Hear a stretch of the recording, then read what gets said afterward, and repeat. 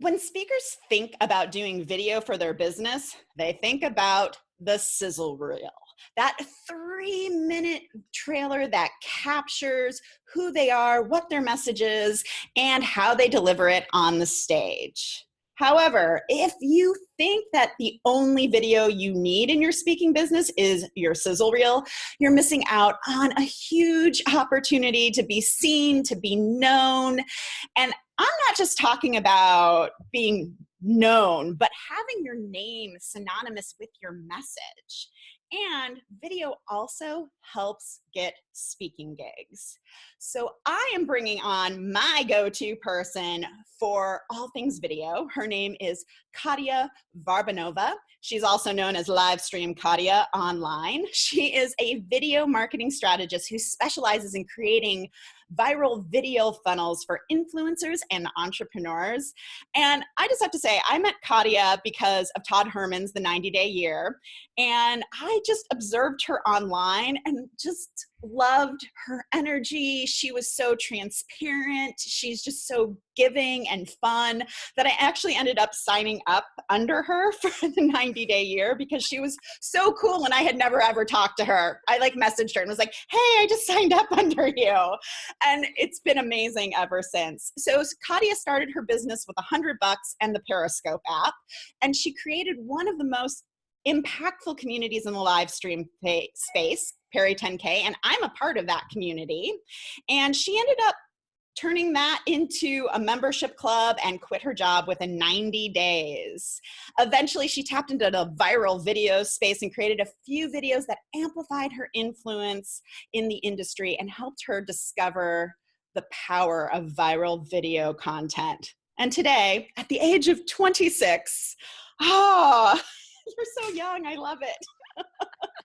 Katya helps others to be the star of their own business through the power of video. So welcome to the Rebel Speaker Podcast, Katya. I'm so excited to have you. I'm more excited than you. No doubt about that. No doubt about that.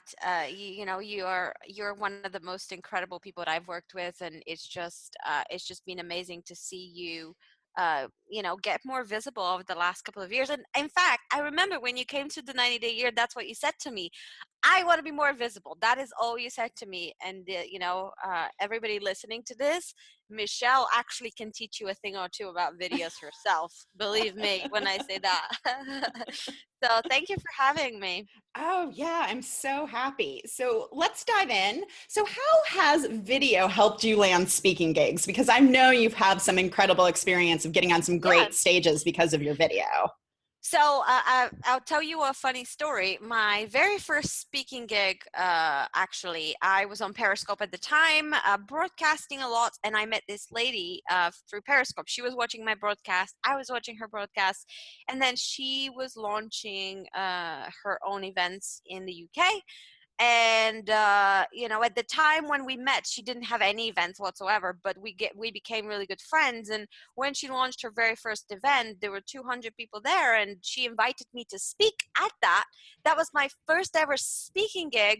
But for her, it wasn't a risk at all because she's already seen me on Periscope, and she was like, I really like Katya, I really like her energy. I think she'd be great on stage. And I remember doing that speaking gig. I practiced for it so much because I really wanted to do her proud, and I really wanted to actually do a good job for her. And then at the end of the actual speaking gig, like at the end of my talk, I finished with, and by the way, some of you don't know this, but this was my very first speaking gig. And everyone just went, what? Are you kidding? And then everyone just went, oh my God, that's incredible. So I think that kind of topped it at the end. So what that tells you there is that live streaming got me the first speaking gig and made sure I nailed it. I didn't stumble once. I didn't have any hiccups. I didn't have any nerves. It was just like being on Periscope. But instead, I was in a room with 200 people. I was getting more views on Periscope myself. I was like, on Periscope, I was talking to 1,000. I was like, oh yeah, 200 people. Yeah, I can handle that. So, and also it's 200 people that don't talk at you. While on Periscope, they're like talking back to you, and you're like, shut up, you're interrupting me, you're distracting me. On real stage, it was actually like, oh, nobody's talking at me here. I'm the boss. Yay. I love that, because I know, like, being on stage versus being on like Facebook Live or Periscope, I get so distracted by the comments, like, because I want to interact, because it's an Yeah. interactive performance. But at the same time, when you're on stage, you're like, oh, this is my space. And if somebody's interacting with you, it's because either you've asked for it or they're a jerk and they're heckling. So There you go. but that is an awesome story, and really shows like how powerful video can be to like get you known, which actually leads me to my next question. Why should speakers be doing more with video than just their sizzle reel? So the thing with the video is, it's speaking and video, it's the same thing. It's, you are improving your communication skills every time you're on stage. Every next speaking gig is better than your last one. It's kind of the same thing with video. Every new video that you make is better than the last one, and your communication skills improve generally. One of the things I can tell you right now, Michelle, is uh, I can get on any podcast, any TV show, any stage, and I can be asked the most bizarre or the most embarrassing questions, or I can be asked something really like personal. You know what? Because I've done so much practice of live streaming and doing that live interaction with people, I can handle pretty much any answer. I can handle any question.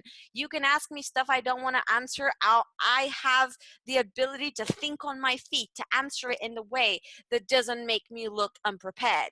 That's the worst thing, when you answer something and you just look like flustered, like, it's just so bad. And it's actually allowed me to just be more persuasive in general Mm-hmm. because of that I don't stumble my words. I don't spend 15 minutes thinking about what I'm going to say next, and I've done that really well.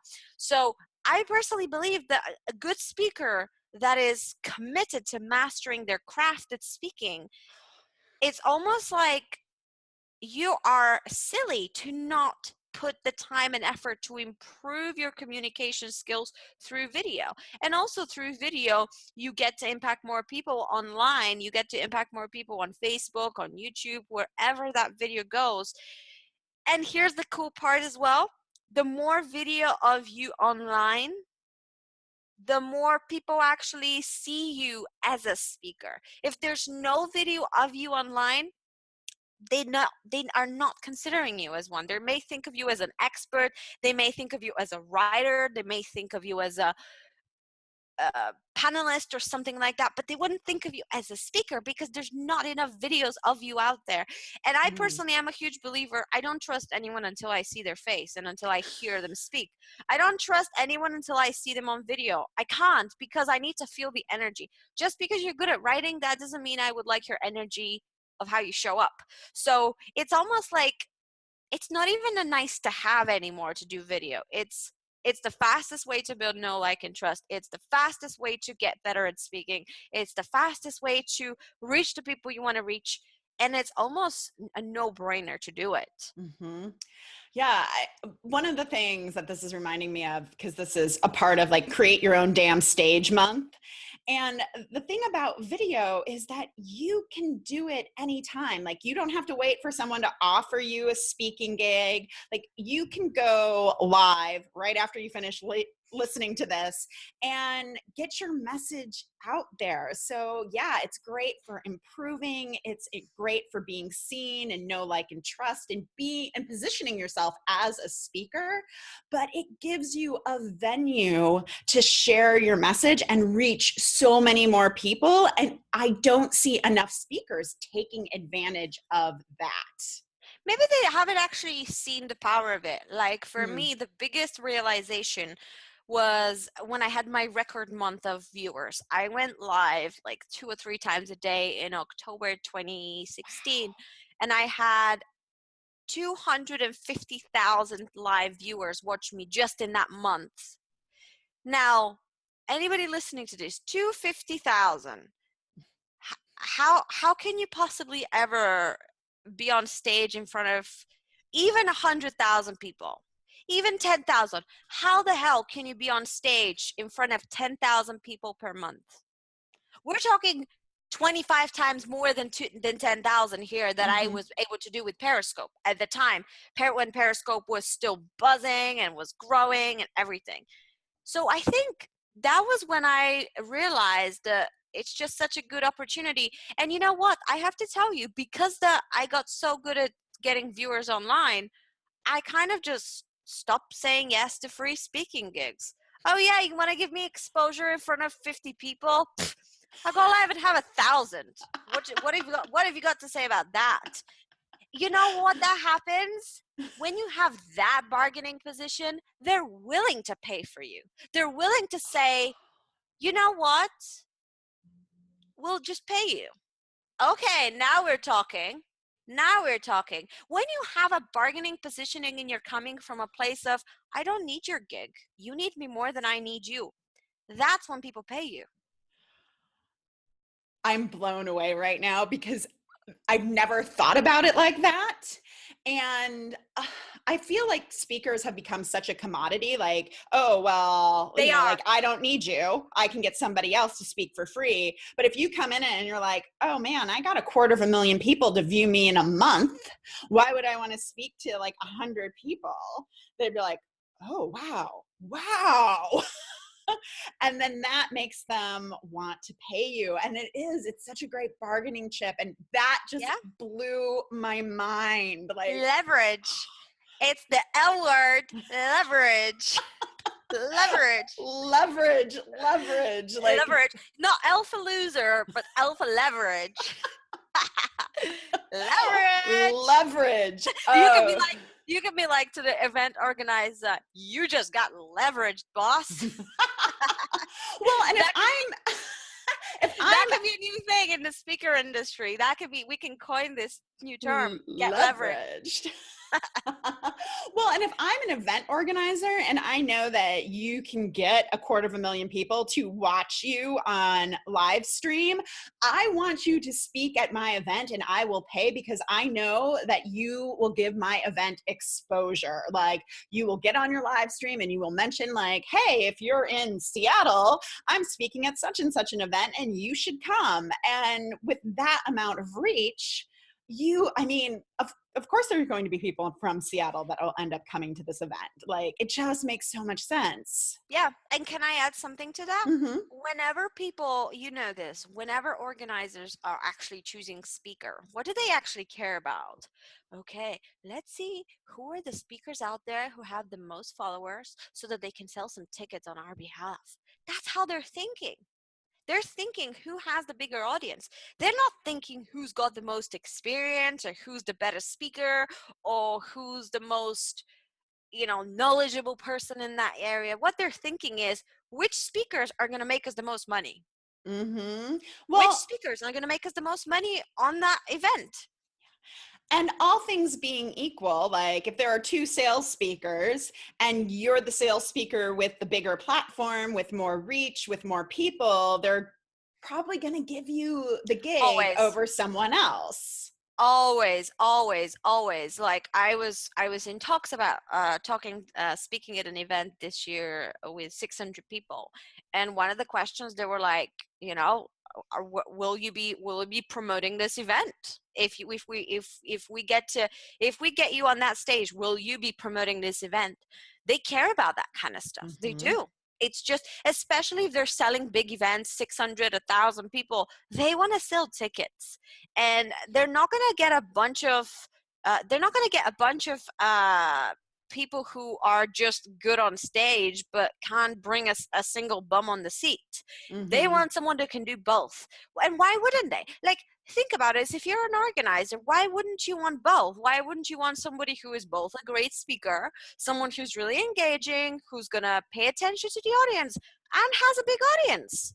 There's so much abundance of those people out there that it's almost like you're both great speakers, but sorry, this person will actually bring me at least 10 tickets, which will make me like $5,000. So I'll just have to, I'll just have to choose that, please. Because, I don't run events for a not-for-profit. I'm running a business here. So I need to make a profit.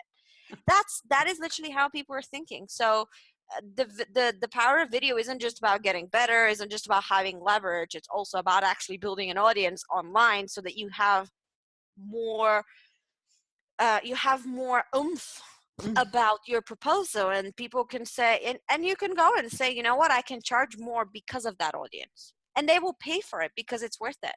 Yeah, the advertising is Mhm. worth it. The exposure is worth it.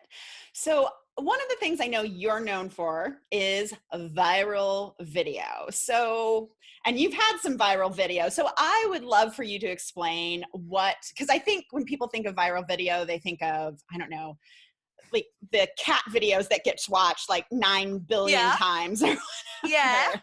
that's a viral video for sure. Yeah. Yeah. So, what is your approach to viral video for businesses and hmm for speakers? hmm So think of I think the best example out there that I reckon most of this audience would recognize is JP Sears. He Yes. is such a great example of somebody who is leveraging viral video for his business. Uh, for those of you that know JP Sears, he is the weird guy that is like passive aggressive, sarcastic guy that just talks about first world problems. That's his specialty, first world problems. Talks about being a vegan, talks about being gluten-free, talks about Bitcoin, blah, blah, blah. So what he knows really well is that he knows that there's people out there who believe certain things but aren't necessarily feeling comfortable sharing them out loud. So, we're thinking these things, but we'd never say them because they may be rude. And what he's really good at leveraging videos like that to get business for himself. For example, every time, like for example, when he launched a book, he used the viral video to promote his book. When he launched his membership site, he would use the viral videos to launch his membership sites. And the reason they work is because viral videos are videos that don't feel salesy, and they feel like they're shareable. If Hmm. something's shareable, it spreads much faster. If it spreads much faster, you're reaching an organic new audience without paying for any ads. Well, you can pay for ads, but you don't have to pay that much. Like, you don't have to pay, instead of let's say you want to make a million views. Let's say you want to reach 1 million views on your video. You can, if the video is really good, you can end up spending money for 500,000 views instead. But with the 500,000 views you've paid for, you can acquire 3 million views, right? Mm. So if the video is good, you can pay to leverage it, and then you can reach more people. Now, what's the benefit of reaching more people? Well, it is obviously that, number one, you get to share your message to the world in a way that you've always wanted. But number two, the social proof of others seeing your videos going viral is huge. You will not believe the amount of people who would at the last event that I went to, I was an attendee, I wasn't a speaker. But the event was like an online entrepreneur event. It's such a small world. Everybody knows each other. I swear, Michelle, I had this guy who was sitting on the table with me, and he was whispering something to the girl next to him. And that girl was like, Richard here said he's watched your girlfriend video like 20 times. He's like a massive fan. And I'm like, oh my God, that's so cute. And he was like, I know every single word out of that 3 minute and 40-second video. Like, I know the words word for word. Like, he knows every single line from this video because he's watched it so many times. And it reminds me of the power of having something go viral. Means Mhm. that you become memorable, means that people start associating you with something. Remember how you said earlier, when the best thing you can do is to have your name being associated with your message. And I Yes. think that's what happened. People started associating me with those funny videos. And the reason I do funny videos is because I believe that business should be fun. I believe life is about fun. And if you're not having fun, but you're making a lot of money, what a terrible life that is. So because of that, people can feel that. I don't even have to say it. I just show them, this is what fun is for me, and this is how I have fun in my business, by creating silly videos. And by doing so, I reach more people. My Facebook ads are cheaper. Then I retarget those people, and actually they become leads. And as you have a bigger pool of viewers, you have a bigger pool for leads as well. One of the biggest misconceptions people have is, oh, I'll just put money in Facebook ads and I'll get a bunch of leads. But if you don't have people to target with your freebies and to target with your lead magnets, you're not going to get any leads. It's not just going to work for you to run an advert to people that don't know you. That's not how it's going to work. So you need to warm some people up first. But the only way to warm people up first is to run other ads to cold traffic. To not get too technical here, but it's so much harder to get traction if you are not using the power of something shareable. Because think about it. Something that is shared is something that evoked emotion. Something that evoked emotion is something that will always be remembered. Remember that old saying, people don't remember you for what you did for them, but they will remember you for how you made them feel. Yes. Yes. Yeah. That's one of those things. If you made them feel something from that video, they will remember you. To give you, I think Ryan Dias has this saying. He always says that relationship are like a bank. You can deposit money into that relationship bank, or you can draw money from that relationship bank. Every time you draw money, meaning you ask your audience for something, give me money, or give me your email address. Every time you draw money, your bank balance goes on a minus. Every time you deposit money, deposit relational money, they feel more indebted to you. So every time you evoke an emotion, such as you make them laugh, every time you make them laugh, that's depositing into that bank account straight away. Every time you make them feel inspired, that deposits into that relationship. So when you come to the place where you ask for something, they're much more willing to say yes. And I personally have discovered that it's the fastest way to do that with something that spreads, rather than to do it with live streams. And I give this example. I'm known as the live stream queen because I did so much live streaming. And I love live streaming for nurturing. Live streaming for nurturing is the best way to do nurturing. Viral videos don't nurture. They're just like a one-hit kind of thing. Yeah. Live streams are great for nurturing, and I would get, 1,000 views per live stream. Can you imagine how many live streams do I need to do to get 400,000 views? I need to do 400 live streams to get 400,000 views. And that's just the idea of 400 live streams. That's like one a day for an entire year and some. Instead, I can spend 2 hours scripting a video, 5 hours shooting it, putting it out there, and getting 400,000 views on one video. And suddenly you're like, oh, I don't have to do 400 live streams to get the same result. I can do one video. Right? Yeah. It's like the quality over quantity. Quality over quantity. And for speaking, it's good because it makes you look famous. It makes you look like, oh wow, this person's getting traction. We better get them booked in right now as they're gaining traction, because the more traction they get, the more expensive they're going to be. Yeah. And I think it's also an opportunity to show your creativity, because, I think that's so powerful. It's like, yeah, it's one thing to see you on stage, but it's also one thing to see you doing a video where you're making people laugh, or you're doing something creative that people are talking about and spreading. So I feel like that's you're not just like a one-trick pony, I can get on stage and do a good job. It's like, no, look at this. This is a creative body of work that is fun. It is shareable. It invokes emotion.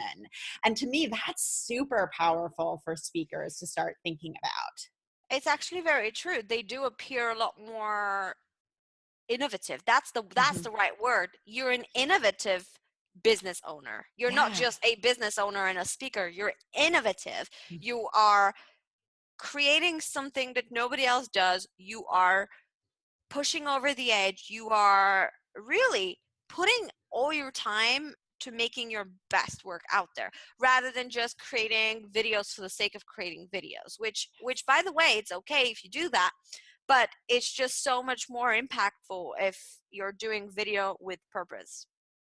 So I have two more questions for you. So one question, I'm sure you hear this one all the time. What if I'm not funny? How can I do a viral video if I'm not You don't funny? have to do a funny video at all. First of all, can I just say this? My accountant, I mean, let's be honest, our accountant's funny? Not really. But my accountant, hello, any accountants in the room? Most accountants aren't funny because they're just really logical people. Logical people find it very hard to crack jokes because for them everything is like, wait a minute, I have to connect this dot with this dot. While making jokes is not about connecting dots, it's about saying stuff that's ridiculous but true, right? Mm-hmm. So my accountant actually, I've been working with her for the last a month and a half, and we're working on creating a viral video funnel for her accounting firm. And when before she signed up, she was like, but that was her biggest objection. But Katya, I'm not really funny. I don't want to do a viral funny video. And I said, guess what? You don't have to. You can do an inspirational video. You can do a motivational video. You can do an educational video. You can do an angry, like a ranty video that gets people pissed off. You can do so many different type of emotions for people: anger, sadness, happiness, joy, laughter, taboo, controversy. There's so many emotions you can convey as long as you can convey one of those. So she was like, oh, okay, great. I'm probably going to do an educational video. And then down the road, we get to the part where we're looking at her message and what she's trying to put out there. And suddenly she's coming to me saying, you know what? I think I have changed my mind, and I'm thinking we should create a video about funny stuff accountants say.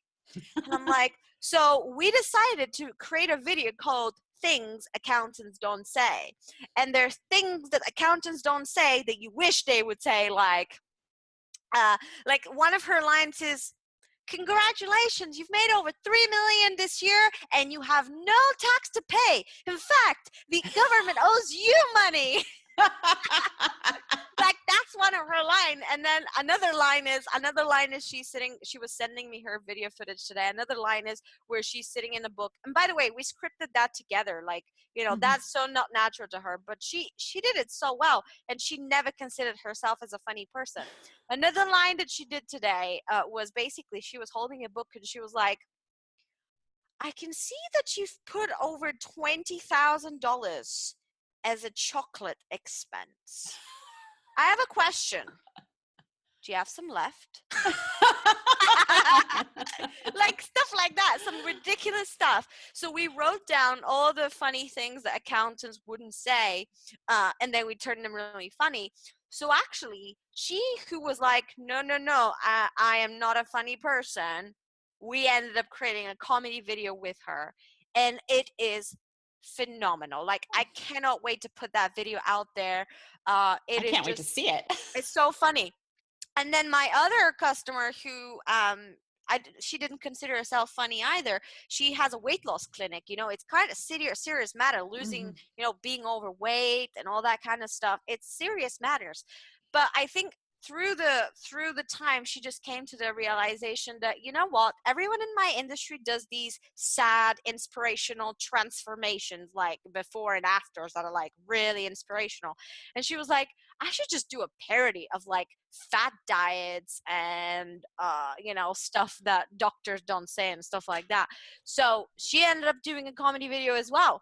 So on your question, what if you're not funny? You don't have to do a funny video, but most likely being funny has nothing to do with doing a funny video. If you've got the right script, Mm-hmm. that's what matters. If you've got the right script, you can play a funny video, and it can just be here's the truth. What's funny, Michelle? What is funny? The truth. The truth is the funniest joke of all. Mm-hmm. When people go, oh my God, that's so true, that's when a joke hits. That's when it's funny. So as long as you know how to tell the truth, you can make something funny. And it has nothing to do with you, about you being funny. Like, tell me, here's an example. Tell me something that speakers, like arrogant speakers, say to, like, something an arrogant speaker may think or say to other people or something or whatever.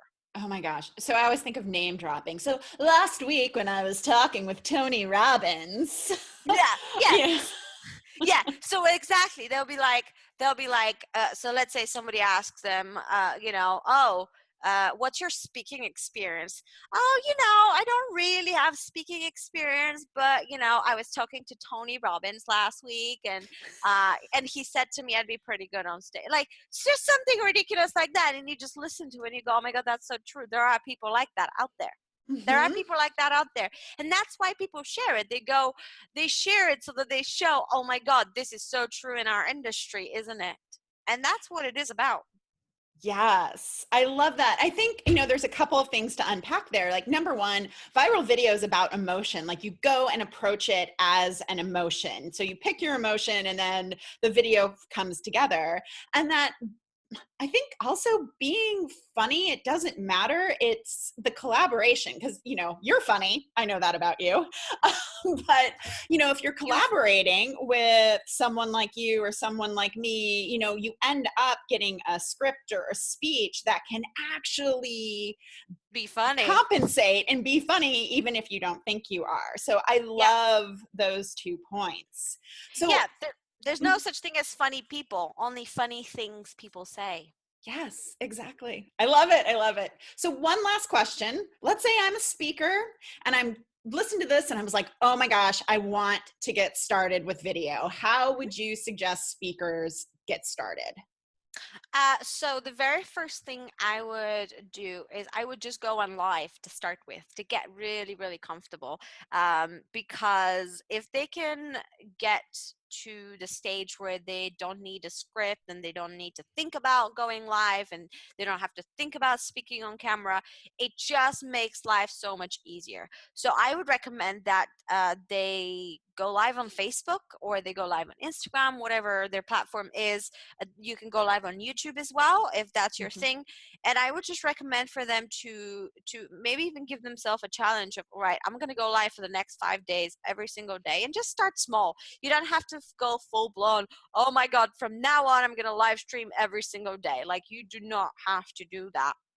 And then the second thing I would say is to not worry about equipment at early stages. A lot of people don't start making videos because they think they need the right equipment. All you need is one of these. It's called a smartphone, and it has a camera, and it has a